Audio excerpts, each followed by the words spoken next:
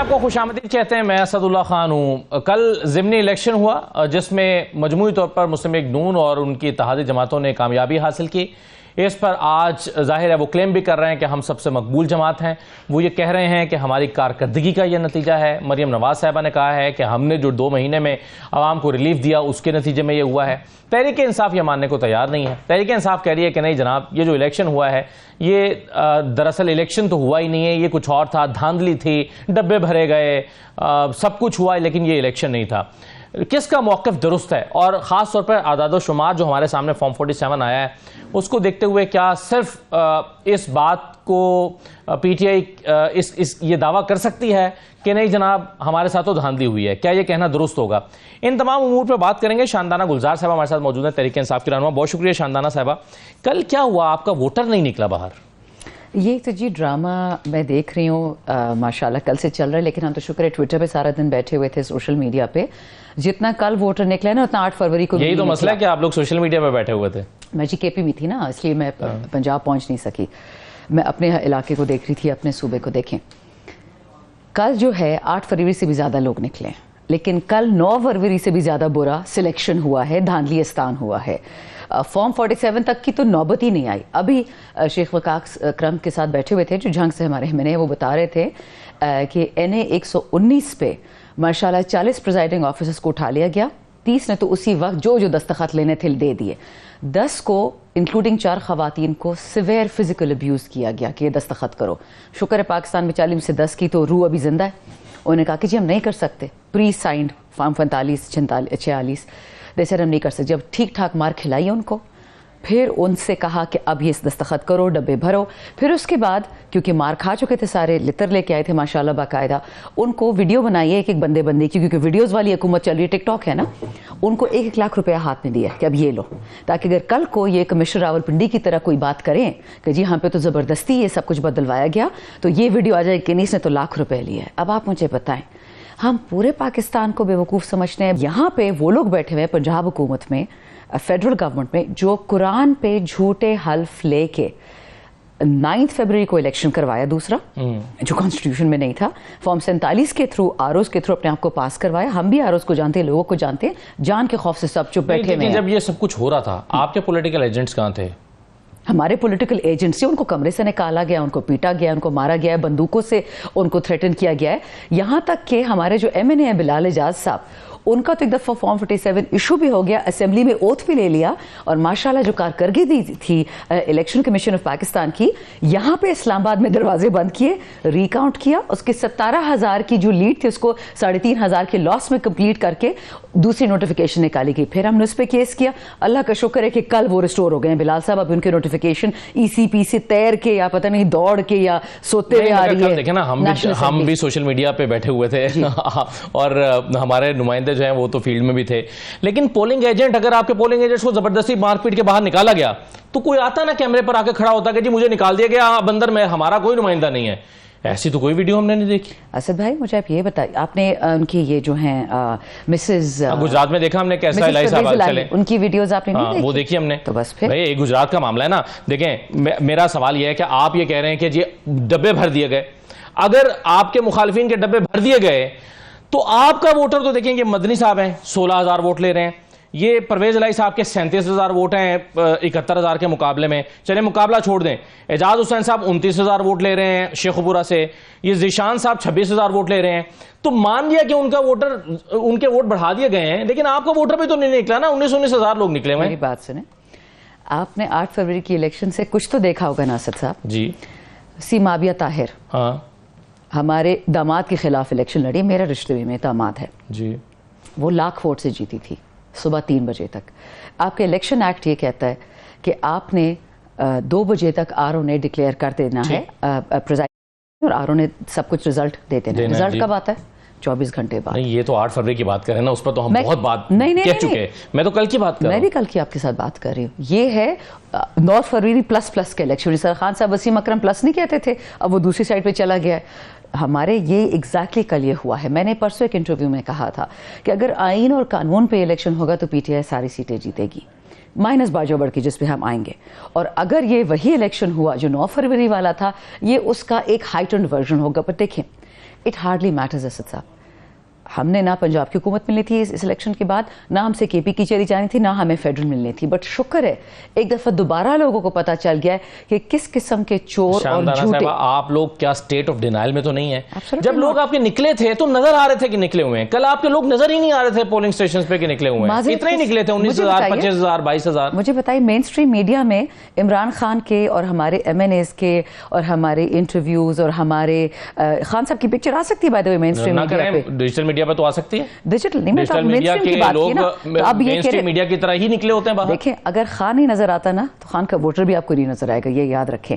हमने जिस दिन ओथ लिया तो खान साहब के हम मर रहे थे कि पोस्टर नजर आए। आपसे ये डिस्कस करने वाला था। ना सवाल आपने किया, जवाब मैं दे देती हूँ कि जिस दिन हम ओथ ले रहे थे, मर रहे थे कि खान साहब की कोई तस्वीर आ जाए, और पीटीवी के लगे होते हैं ना हॉल में भी टीवी, कभी टीवी बंद हो जाए, कभी कैमरा उस तरफ हो जाए, फिर हमने मजबूरी से अपने कमर पे बांध दिए खान साहब के पोस्टर्स, अपने हाथों पे चिपका दिए कि अगर यही दिन हमें देखना है तो जब खान साहब टीवी पे नजर आएंगे ना आपको वोटर भी नजर आ जाएंगे, माजरत के साथ। डिजिटल मीडिया पे तो नजर आते हैं ना, मेरा आर्गुमेंट ये है।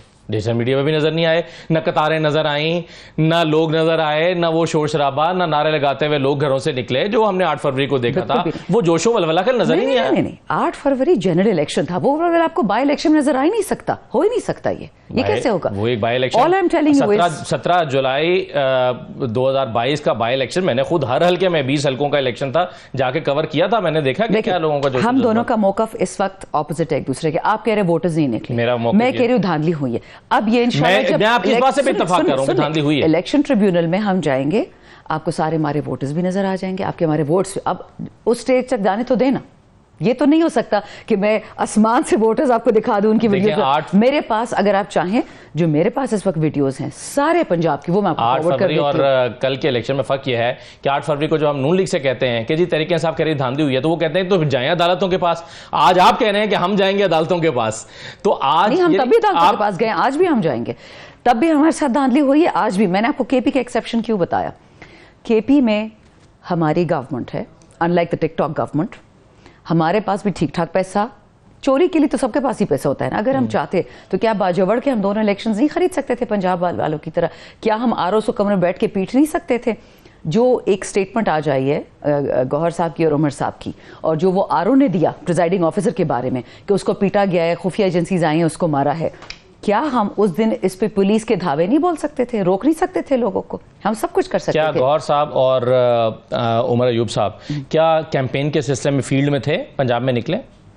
उमर अयूब तो गए एक कॉर्नर मीटिंग में, लेकिन आपने शहरियार अफरीदी और शेर अफजल को जीरो में लगा दिया। अगर उमर भाई नहीं है तो बाकी जीरो हो गए। ठीक है, शेर अफजल मरवत पूरा केपी पंजाब पहुंचा हुआ था। लेकिन देखें, आपने वोटर को एक मैसेज देना होता है। जैसे मैं 17 जुलाई 2022 के इलेक्शन की बात कर रहा हूं, उसमें आपके सारे मेन लीडिंग लोग जो हैं वो मुख्तलिफ, कोई भक्कर में खड़ा हुआ था, कोई झंग में खड़ा हुआ था, कोई लाहौर में खड़ा हुआ था। केपी वाले बिल्कुल वो बात तो नहीं थी इस दफा। आप इस बात को तो मान, हमारे खान साहब बहुत सीधे आदमी है, जिससे मुतासिर थे प्रेस कॉन्फ्रेंस करके चले। क्या काम है कि पाकिस्तान चलाए वो? यही तो मजे की बात है कि ये जो प्रेस कॉन्फ्रेंसेस, सीधे बंदे नहीं तो आपको कोविड से बचाया, वरना अगर ये माशाल्लाह ये नमूने होते सारे मैट्रिक फेल, फिर तो पाकिस्तान ने नहीं बचना था। But let me tell you something, Khan साहब जिससे मुतासिर थे ना, सब प्रेस कॉन्फ्रेंसेस करके चले गए। अब 8 फरवरी को हमने जीता इलेक्शन, अब सब वापस आ रहे हैं। कोई कहता है जी मेरा माली नुकसान हुआ है, कहता है ये हुआ है, तो क्या शहरियार का माली जानी नुकसान नहीं हुआ, अली मोहम्मद का नहीं हुआ, बाकियों का नहीं हुआ?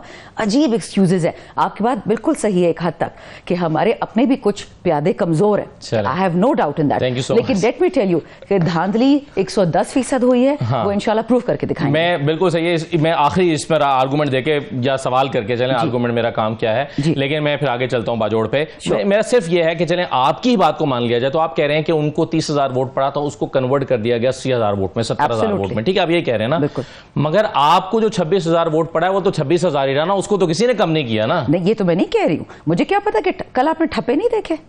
नहीं, ठप्पे उनके लगे ना, नहीं आपके ठप्पे मिटाए तो नहीं गए। नहीं, हमारे ठप्पे पे डबल ठप्पे लगा के खत्म हो जाते हैं ना, वो तो वोट उसको तो आउट कर जाता है। मुस्तरद वोटों की तादाद तो उस तरह से हमें नजर नहीं आ रही इसमें। एक second, are you telling me कि ये इलेक्शन कमीशन जिसने शेड्यूल के बाद हमारा बैट ले लिया, जिस सुप्रीम कोर्ट ने इलेक्शन के बाद बैट हमारा ले लिया, उन्होंने कल धांधली में व्हाइट शीट नहीं दिए किसी को, क्लीन शीट नहीं दिए?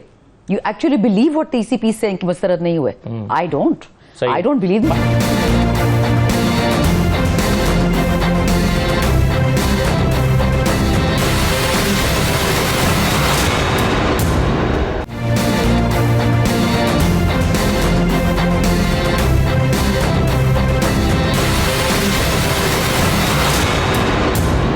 बाजोड़ में क्या हुआ? बाजोड़ में जी हमसे जरा थोड़े जज्बाती हो गए हम। मुझे याद है, मुझे नेशनल असेंबली में एक वो थे वीलॉगर, उन्होंने मुझसे पूछा कि मैम मुझे बताइए कि सीट की डिस्ट्रीब्यूशन कैसी हुई है। ऐसे देखें, गुलजफर खान साहब खान के वफादार जेल गए हैं, उनका एक एबनॉर्मल बेटा है, आई थिंक उसको डाउन सिंड्रोम है, उसको भी जेल लेके गए थे, फिर उसको वापस कर दिया। इस तरह गुलदाद खान वो भी जेल में गए थे, वो भी खान साहब के वफादार थे, उनको पीके की सीट दी गई थी, गुलजफर को एमएनए की। फिर हमारे रेहानजेब एक बच्चा था जो वर्कर थे, पीटीआई था, उसको सीट नहीं मिली थी, वो इंडिपेंडेंट खड़ा हो गया था, उसको मरवा दिया गया, शहीद कर दिया गया, क्योंकि अब 3 लोग की सीटें 2 थी। मेरी ये सजेशन थी, ऑल्दो मैं कोर कमेटी का हिस्सा नहीं हूँ, पॉलिटिकल कमेटी का नहीं हूँ, जो एपेक्स कमेटी है, मेरी ज़ाती राय ये थी कि आप गुलजफर को एनए की सीट दें और जो हमारे शहीद रेहानजेब उसके भाई मुबारक को आप पीके की दे दें, और जो गुलदाद साहब है जो बेशक जेल काट के आए वफादार है, उनको आप मुशीर बना दे केपी गवर्नमेंट में, तो उससे एडजस्टमेंट हो जाएगी। कॉन्स्टिट्यूशन में तो इजाज़त है मुशीरों की। For some reason apex committee, ये जो है पॉलिटिकल कमेटी जिसमें शिबली हैं, शाफरमान हैं, इन सब ने, और कोर कमेटी मुझे नहीं पता, उसका सुना है 85 लोग हो गए हैं। उनमें जिन लोगों को मैं ट्रस्ट करती हूँ उसमें जुनैद अकबर साहब भी हैं, आतिफ साहब भी हैं, बहुत सारे लोग जो मेरे भाई हैं, अभी नए वकास शेख साहब आई थिंक, पता नहीं वो हैं कि नहीं, बट हामिद रजा साहब हैं, जैन है उसमें, शरियार है, बहुत अच्छे अच्छे लोग हैं उसमें। तो मुझे नहीं पता कि वहाँ पे क्या डिस्कशन हुई, बट मैंने सुना कि पॉलिटिकल कमेटी नहीं मान रही थी। अब देखिए झूठ भी हो सकता है, और मैंने कितनी टीवी शोज में बोला है कि झूठे की या मुनाफी की सबसे पहली बात ये होती है कि वो बगैर तस्दीक किए बात आगे कह देते हैं। मैं नेशनल टीवी पे कह रही हूँ, बट इसलिए मैं कह रही हूँ क्योंकि सुनी सुनाई बात है। मेकिंग में प्रॉब्लम हुआ नहीं, जज्बाती हो गई ये लोग, हाँ ये भी जेल में था, ये भी जेल में था। भाई ऐसे लोग हैं जो आपकी पॉलिटिकल कमेटी का हिस्सा हैं, अभी जो नई बनी है, जो कभी जेल का ट्वीट भी नहीं करते खान साहब के हक में, तो ये थोड़ा सा हमें सोचना चाहिए। विजनरी होना और जज्बाती होना ये दोनों अलग अलग चीजें नहीं है। देखिए, आपने खान के लिए सोचना है, वो जेल में बैठा है, आपने खान के, ये नहीं कि 2 सीटें हमें मिल जाती तो हम कोई प्राइम मिनिस्टर खान साहब को बना लेते, उससे कोई फर्क नहीं पड़ता ना, पंजाब से सीटें निकाल लेते। इन लोगों ने फुल धांधली के डिफरेंट स्टेप्स बनाए हुए थे, क्योंकि माशाल्लाह हम करते तो ये धांधली के मास्टर्स है। सुन ले, इशू ये है कि बाजोड़ में केपी की आवाम ने दिखा दिया कि जब आप जज्बाती फैसला करेंगे और आप नजरिया का फैसला नहीं करेंगे, लोग आपसे नाराज होंगे। और केपी अल्हम्दुलिल्लाह इसलिए खान के साथ डट के खड़ा है, क्योंकि हम किसी के गुलाम नहीं है सिवाय अपने अल्लाह के सजदा, हम किसी को नहीं करते। सही है। लेकिन आपके जो ओपोनेंट्स हैं कल के इलेक्शन पे, पीपीएमएल सियासी हरीफ उस्मा बुखारी साहबा ने क्या कहा, जरा मैं आपको सुनवाना चाहता हूँ, सुनिए। क्यों टाइम जाया कराते हैं? सुनिए। आज से मैंने उसका नाम नया रख दिया है और उसका नाम है रोना पार्टी। उनके मुकद्दर में रोना लिखा है, वो हुकूमत में थे तब भी रोते थे, वो बाहर निकले तब भी रोते हैं, और अब अपनी अमाल की बात जो है वो वैसे इनका रोना बनता है। सूडो जो इंटेलेक्चुअल्स हैं और ये जो हमारे इनकलाबी हैं, अब उनको अगर लगता है कि जूते पे 804 लिख के जो है वो इनकलाब ले आएंगे, तो भाई शौक से ले आओ, जूते पे क्या माथे पे भी लिख लो। रस्सी जल गई पर बाल नहीं गया, और अभी भी मौसूफ अंदर बैठ कर जो है वो मैं इसको नहीं छोड़ूंगा तो मैं उसको नहीं छोड़ूंगा। मेरा ख्याल है कि जो है ये फितना फसाद पार्टी अपने अमाल पे गौर करे। अभी भी कभी मजलूमियत कार्ड, कभी रोना कार्ड, कभी है वो दुख दर्द कार्ड, हार्पिक कार्ड, तो मुख्तलिफ कार्ड जो है वो उनको खेलने पड़ते हैं। घोड़े और गधे जो है वो शेर के सामने नहीं टिकते, शेर शेर होता है और गधा और घोड़ा ही रहता है। शेर शेर होता है, घोड़ा घोड़ा होता है। अब जाहिर है उन्हें ये कहने का मौका मिल गया, रिजल्ट दिए उन्होंने। माजरत के साथ असद साहब, ऐसे लोगों को मैं खातिर नहीं लाती। Information minister in particular information minister थी, हार्डली मैटर्स था। माजरत के साथ सुन, हाँ बिल्कुल, वो सारे प्रेस कॉन्फ्रेंस करके चले गए हैं। माजरत के साथ ये बात याद रखिएगा, एक इंसान जो मरीम नवाज के बारे में कह सकता है कि वो काउंसिलर रखने की औकात नहीं है उनकी, when she was in people's party, और अब उनकी इन्फॉर्मेशन मिनिस्टर है, तो वो लोटा तो बहुत पीछे इनसे रह गया। तो मैं ना ही कॉमेंट करूँ तो बेहतर है। नहीं, लेकिन चले खैर, हम इलेक्शन पे तो बहुत बात कर ही चुके हैं, वो तो उसी कॉन्टेक्स्ट पे बात कर रही हैं।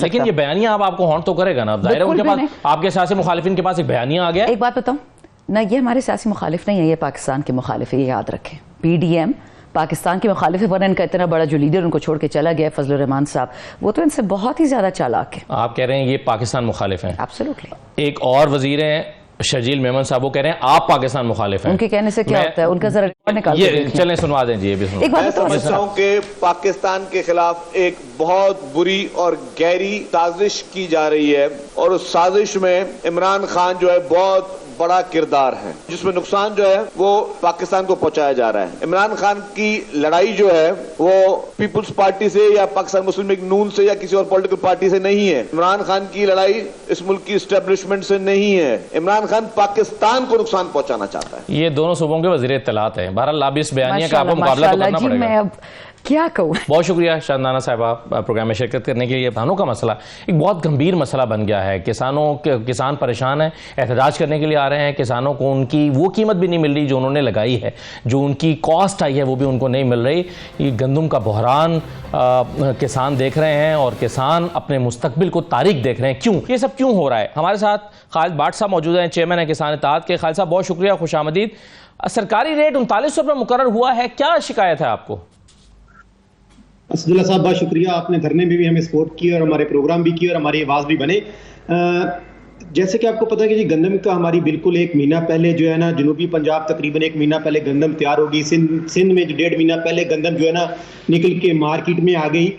एक तो इन्होंने जो खरीदारी शुरू की है वो 20 तारीख को शुरू की है, जिसमें इन्होंने सिंध गवर्नमेंट ने 4000 रेट रखा है और पंजाब गवर्नमेंट ने 3900 रुपए रेट रखा है। और पिछले साल मेरा गंदम का रेट 4000 रुपए था और इस साल इन्होंने 100 रुपए कम पंजाब गवर्नमेंट ने रखा है। जबकि पिछले साल जो हमने खाद खरीदी थी या हमने यूरिया खरीदी, डीएपी खरीदी, यूनिट बिजली का यूनिट था, डीजल का रेट था, तो वो इसकी निस्बत इस साल की निस्बत जो पिछले साल में तकरीबन कोई 50% वो कम था। तो गंदम का रेट 4000 था, इसमें हमारा जो हमने खाद जो 3200 वाली 6000 में ली, डीएपी हमने 15 से 16000 में ली, यूनिट 70 रुपए में लिया, डीजल का रेट आपके सामने है।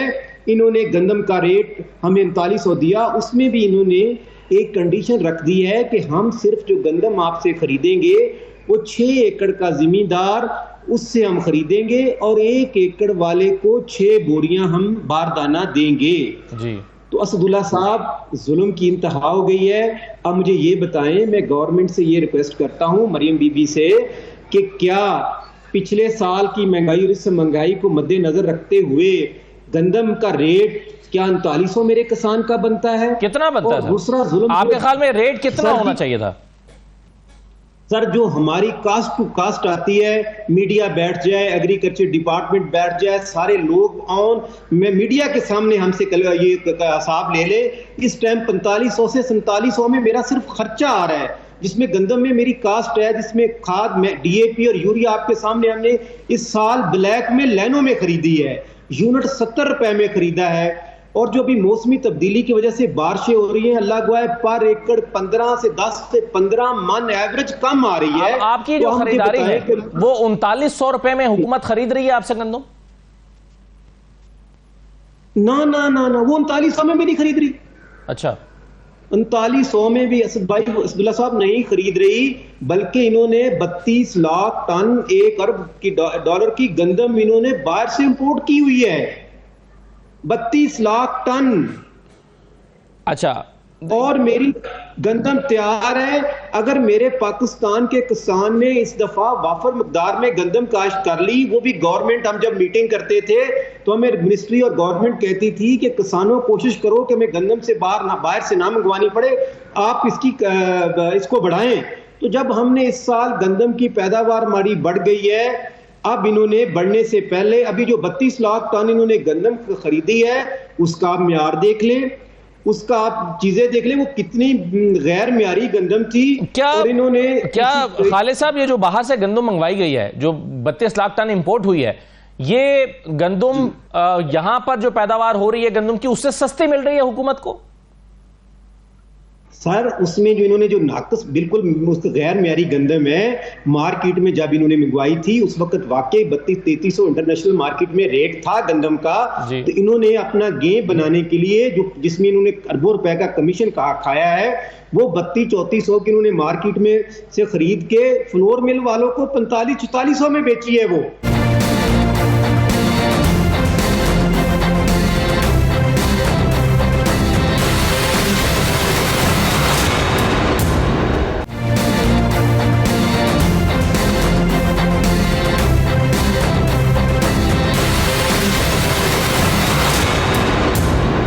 खालिद साहब, अब उसमें इन्होंने अब मसला यह है कि मैं कहीं पर देख रहा था कि कुछ लोग 2500 में भी बेच रहे हैं, या आड़तियों के पास कुछ लोग 3200 में भी बेच रहे हैं, या उनको रेट इतना मिल रहा है और फिर वो नहीं बेच रहे।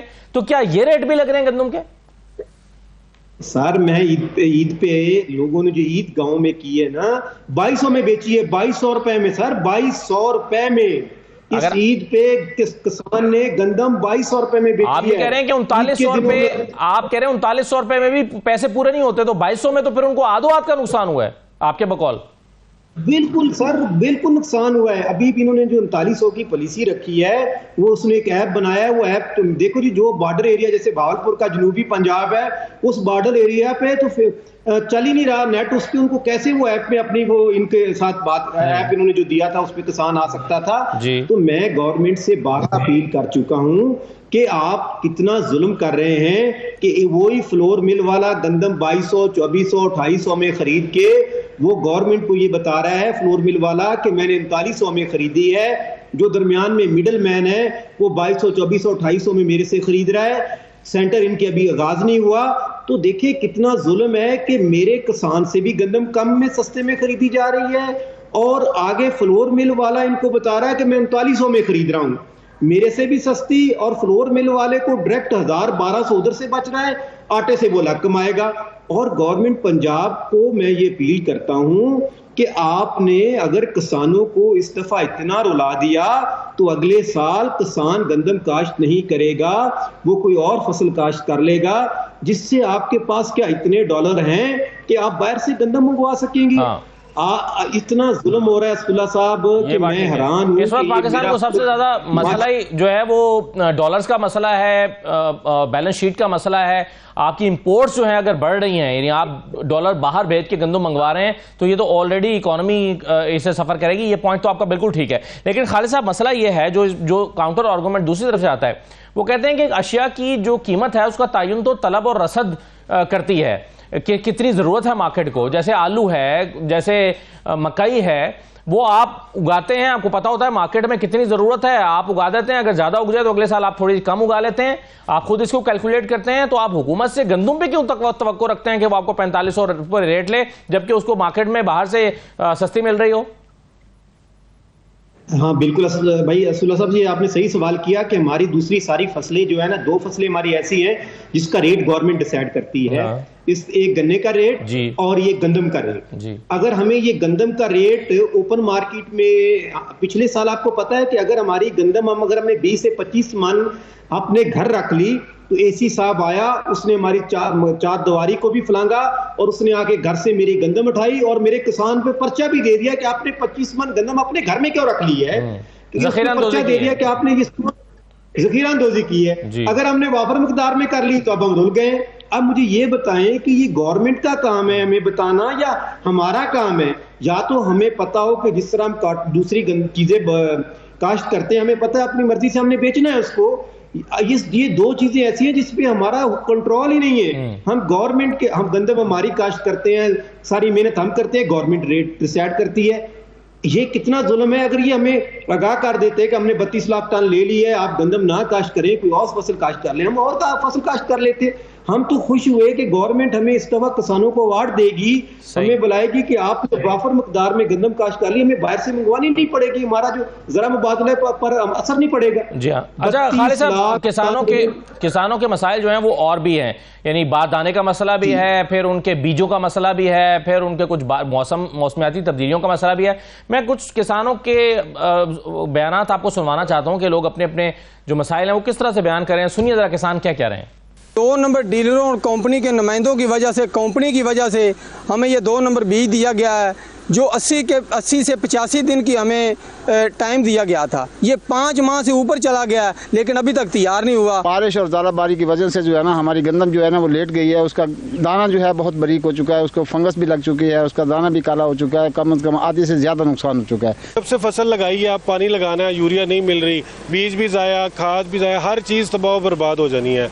पिछले सालों में भी यही होता आ रहा है 2-3 साल से। दामिया से गुजारिश है कि खाद का जो ये क्राइटेरिया को बनाएं, जिससे आम आदमी की ज़रूरत जो है वो पूरी हो सके, और आने वाले दिनों में गंदम की फसल जो है वो इस ब्लैक मेलिंग से शदीद मुतासिर हो रही है। अच्छा खालिद साहब, अब किसान कह रहे हैं कि जाली बीज भी मिला हमें, मौसमाती तब्दीलियाँ भी हैं, फिर और मसाइल भी हैं, तो ये सब मिला के भी क्या आपकी कॉस्ट की जो कीमत है आपकी वो बढ़ा रहे हैं?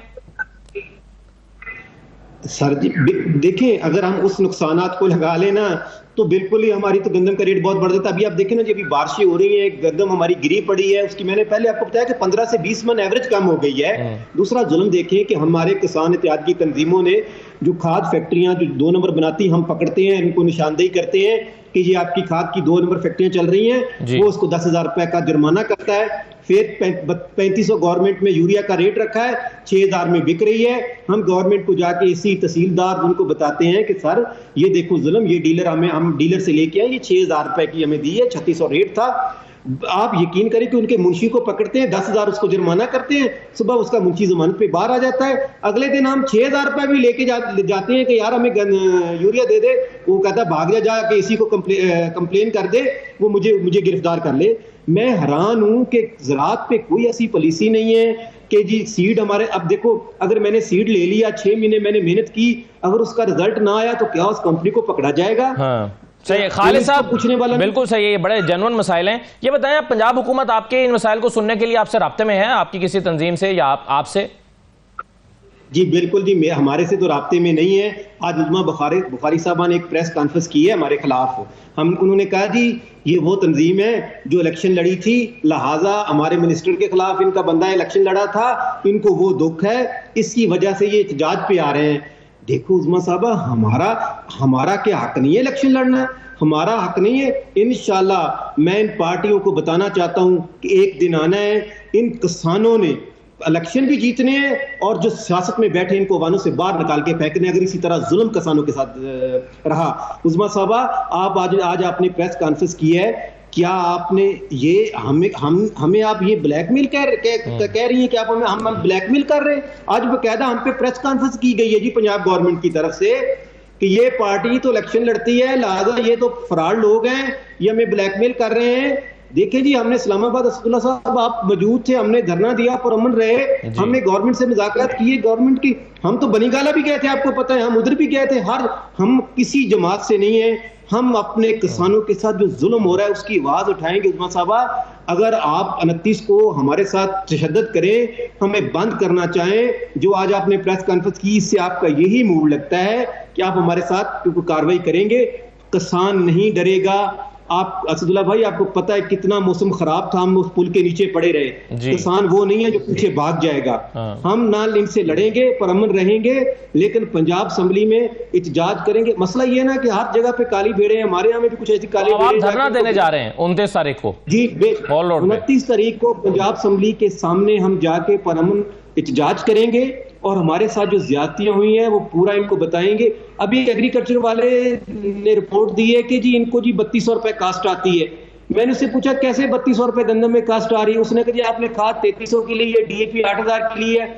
मैंने कहा जी अगर एक बैग भी हमें डीएपी का 16,000 से नीचे मिले, खाद हमें 6,000 से कम मिले, तो आप हमसे फ्री में खाद गंदम उठा लें। सही है, 3900 में भी गंदम नहीं ले रहे सर, कितना जुल्म है। सही है, बहुत शुक्रिया खालिद हुसैन भाट साहब, आपके मुतालबात बिल्कुल जायज़ मालूम होते हैं, लेकिन हुकूमत का मौक़िफ़ जो है, हुकूमत कह रही है कि जी हम किसानों को एहतजाज करने नहीं देंगे, और आज उस्मा बुखारी साहब की प्रेस कॉन्फ्रेंस का भी हवाला दे रहे हैं। लेकिन अब देखना यह है कि ये मसला हुकूमत किस दानिशमंदी के साथ हल करती है। किसान बहरहाल इस मुल्क का अगर डिस्करेज होगा या वो अगली मरतबा गंदम अपनी उगाने से घबराएगा और पीछे हट जाएगा, तो अगेन पाकिस्तान में कुछ और तरह के मसाइल पैदा हो जाएंगे। इसे इस मसले को तरजीह बुनियादों पर हल करने की ज़रूरत है। एक ब्रेक लेते हैं, ब्रेक के बाद वापस आएंगे तो ईरान के सदर इब्राहिम रईसी साहब के दौरे पाकिस्तान और उसकी सिग्निफिकेंस क्या होने जा रहा है, इन तमाम चीज़ों पर बात करेंगे। हमारे साथ रहिए।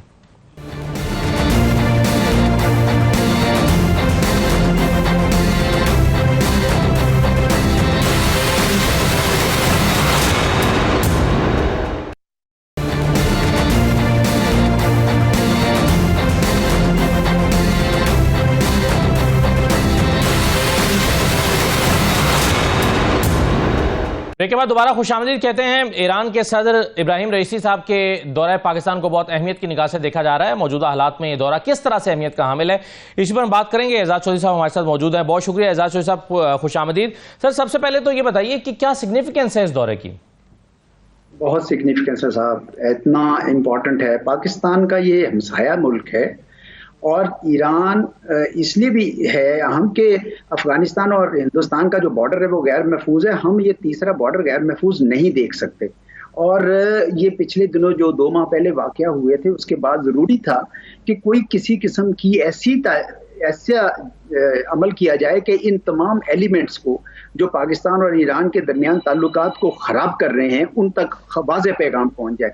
तो बड़ी अच्छी बात है, ईरान के सदर आए हैं, एक सिक्योरिटी मैकेनिज्म बनना चाहिए, उसमें कोऑर्डिनेशन होनी चाहिए, जैश-उल-अदल हो या BLF हो या BLA हो। हम बिल्कुल इजाज़त नहीं दे सकते कि ये बाहर के ममालिक से पैसे लेकर दोनों मुल्कों के ताल्लुकात को ख़राब करें। अफगानिस्तान के हवाले से भी कोऑर्डिनेशन ज़रूरी है, क्योंकि अफगानिस्तान में से भी ऐसे अनासर आते हैं जो पाकिस्तान के रास्ते ईरान में जाके खराबी करते हैं और ईरान के रास्ते पाकिस्तान में करते हैं। तो वो सिक्योरिटी के हवाले से ये सबसे पहला है। लेकिन सिक्योरिटी खाली नहीं, अब देखिए तजारत के हवाले से अब बहुत ही अहमियत हो गई है।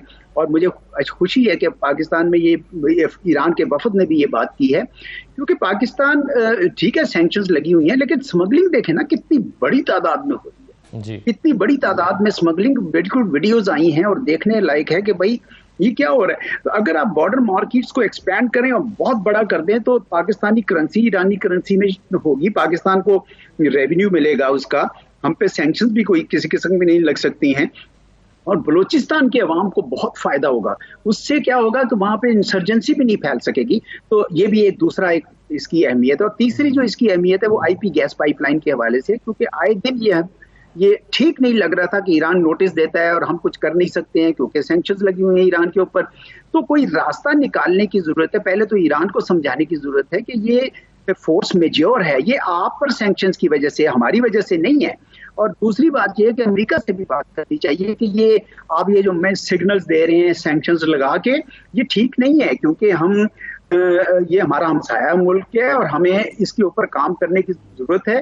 आप काइंडली ये काम ना कीजिए। तो डिप्लोमेसी की बहुत अशद जरूरत है, लेकिन अमूमी तौर पर यह दौरा बहुत ही अहमियत का हामिल है। सर आपने सैंक्शंस की खुद ही बात कर दी, जाहिर है आप गैस पाइपलाइन के पस मंजर में बात कर रहे हैं।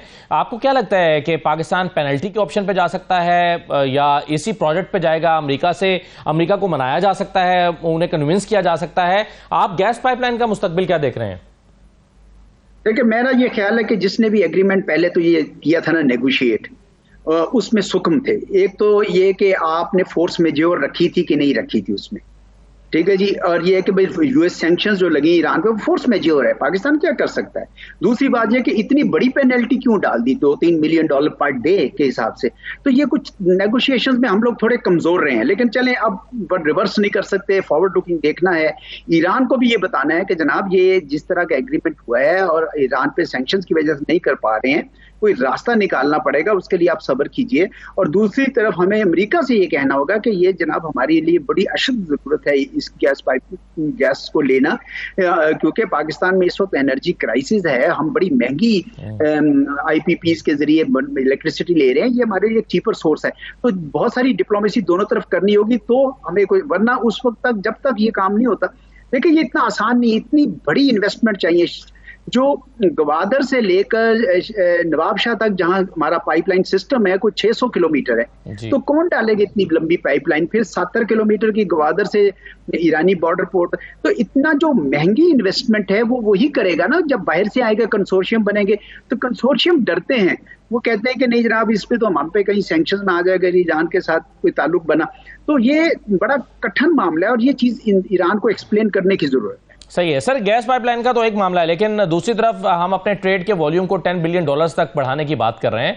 तो अमेरिका एक तरफ गैस पाइपलाइन को हजम नहीं कर पा रहा, और ये जो हमारा ट्रेड का वॉल्यूम है ये अगर बढ़ता है, हम ईरान के साथ तिजारत को बढ़ाते हैं, तो इसको कैसे देखेगा अमेरिका? देखिए अमेरिका ने ईरान के खिलाफ ये पाबंदियां आयद कर रखी हैं। अमेरिका के अंदर बदकिस्मती से बाई पार्टीजन कंसेंसस है, यानी डेमोक्रेट्स और रिपब्लिकन सब के सब अमेरिका के ईरान के खिलाफ हैं। ये बड़ी बदकिस्मती है, उसकी वजह से अमेरिका ईरान की तरफ अपना मुआंदाना रवैया तब्दील नहीं कर रहा। तो लेकिन बहरहाल पाकिस्तान तो ऐसा नहीं सोच सकता, ये हमारा दोस्त मुल्क। और आप यह देखें कि हालिया दिनों में और हालिया माह साल में ईरान ने सऊदी अरब के साथ भी ताल्लुकात नॉर्मलाइज करने की कोशिश की है, उन्होंने चीन के साथ भी ताल्लुकात बढ़ाए हैं। तो इस पूरे खित्ते में अब ईरान की अपनी एक पहचान हो गई है। ईरान ने अपनी डिटेरेंस भी इस्टेब्लिश की है, ईरान की बहुत वैल्यू बन गई है, तो हम क्यों ईरान के साथ ये ताल्लुकात ना रखें, ये बात हमें अमेरिका को एक्सप्लेन करनी होगी। सही है सर। एजाज साहब, ये हमने देखा कि 8 साल के बाद ये किसी भी ईरान के सरबराह मुमलिकत का दौरा हो रहा है पाकिस्तान का, क्या 8 साल तक पाकिस्तान के ईरान के साथ ताल्लुकात सद्महरी का शिकार रहे हैं, और अगर ऐसा है तो फिर अब बेहतरी की सूरत क्या पैदा हुई?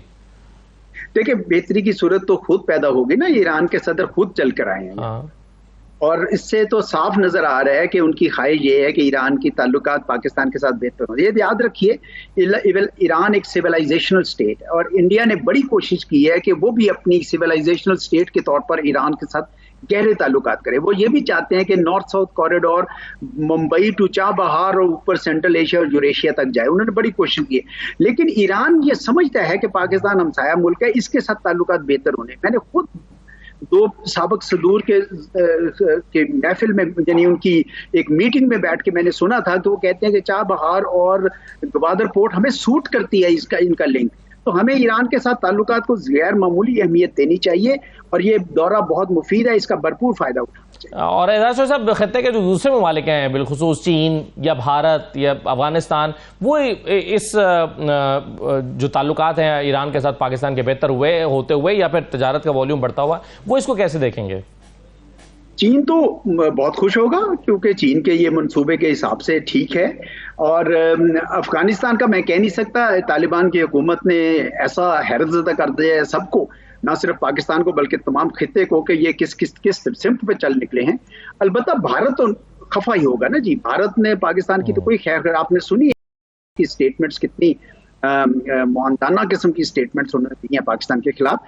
तो लेकिन मैं जिस तरह कह रहा हूँ ना कि अपने अगर आपके इंटरेस्ट हैं तो आप अपने इंटरेस्ट को फॉलो कीजिए और इस बात की परवाह ना करें कि भाई कौन क्या सोच रहा है, किसी की रजा और खुशी की ऊपर मत रहें, आप अपना काम कीजिए। हाँ, अलबत्ता उनको एक्सप्लेन जरूर कर दें जो आपके दोस्त ममालिक हैं कि जनाब ये हमारे लिए जरूरी है और काइंडली आप अंडरस्टैंडिंग शो करें इसके लिए। एजाज साहब, कुछ ही अर्सा पहले हमने देखा था कि पाकिस्तान और ईरान के हवाले से एक नाखुशगवार सी चीज़ हुई, वहाँ से यहाँ पर हमला हुआ, जवाबी कार्रवाई हुई, सिस्तान में दहशतगर्दों के ठिकानों पर पाकिस्तान की तरफ से हमला किया गया।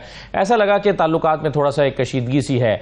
अब ये गलत फहमी या जो कुछ भी है ये मुकम्मल तौर पर आपके ख्याल में दूर हो चुकी है पाकिस्तान और ईरान के दरमियान?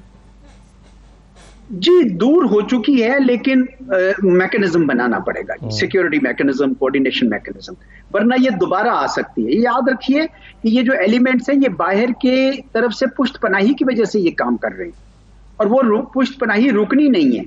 इस वजह से बहुत जरूरी है कि हमारी कोऑर्डिनेशन हो ताकि हम इस किस्म के एलिमेंट्स को बिल्कुल जगह न लेने दें अपने दोनों ममालिक में। सही है।